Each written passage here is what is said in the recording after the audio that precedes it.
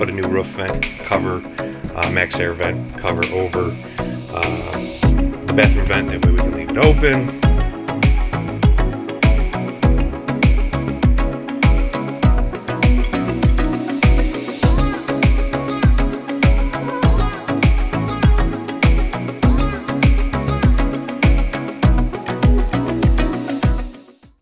Roof vents up.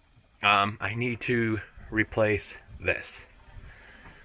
She got brittle, and for 14 bucks, I'm just gonna go ahead and do it. Matter of fact, by the time I get off of here, I need to order it because I keep forgetting. So the slide out seals, just the top ones, not the wipers, were totally gone. I replaced them. The bunk slide took 3 minutes. The super slide here took, I'm pointing, you can't really see. The super slide took over 2 hours because the previous owners, instead of replacing the seal, filled it all up with silicone. So the track and all that had to be dug out. And plus I was up on top by myself feeding it through inch by inch by inch by inch. But anyways, so that's done. All right, day 3 of working on the RV. We had 80-degree days the last couple days, and then today is 57 and raining. I'll show you how much we got done. All right, so we cut out that whole back section of the floor and built some framing, beefed up the framing because there was barely anything. Right now, the vinyl floor and the carpet hasn't been stapled back down yet. That's what I'm getting ready to do today. Now that it's raining, I can get all the inside stuff done. I already got the outside stuff done. And then we're going to start, then we're going to go ahead and start on that back wall today as well. When we got the floor in, everything, I was underneath the bunk slide here, and I could see into the coach, and I'm started panicking, but I forgot we're not level, so it's causing the slide not to totally go all the way out flush. So, whew, I got a little bit worried there. I even called my friend Mike. Said, "Hey, Mike," I said, "Do you want to come check this out? Maybe it needs adjusting or something. I don't know, but you know, there's an issue." He's like, "Well, you're in your driveway." I'm like, "Yeah." So, "Well, your driveway is on a slope." I'm like, "Oh yeah, forgot all about it." So anyway, the bathtub was very wiggly when you were in it, especially me because I'm a big guy. So I took the access panel off there, and I went ahead and took the outside shower out, which is right under there. And they had just one little, like 1x1 piece of wood dead center for support.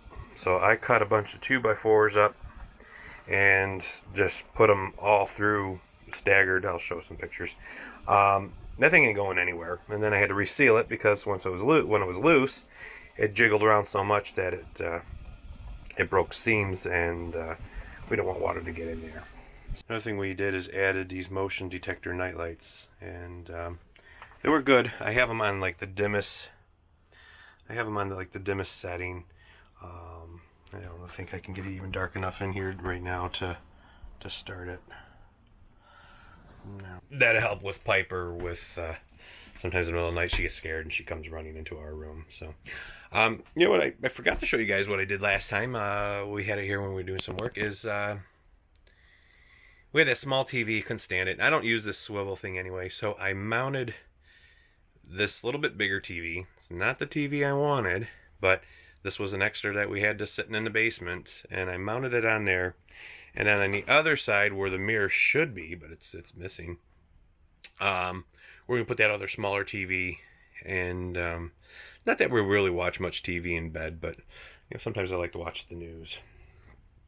And our radio is still goofing up, so I'm going to go ahead and instead of ordering another RV stereo that's just going to goof up down the road, my friend suggested just putting in a 2-din car stereo.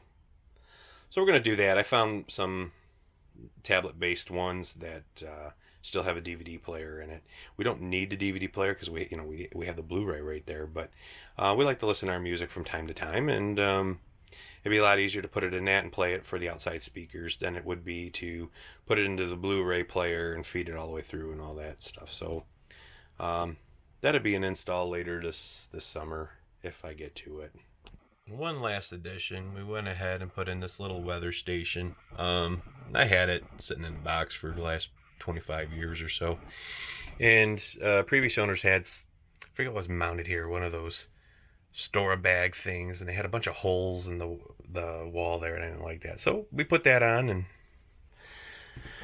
let's see, when we were working in here yesterday it was 80 degrees, today it's 55. Alright, we're basically done. Floor's in, new rear walls in. Just have one panel there being drying right now, but turned out okay.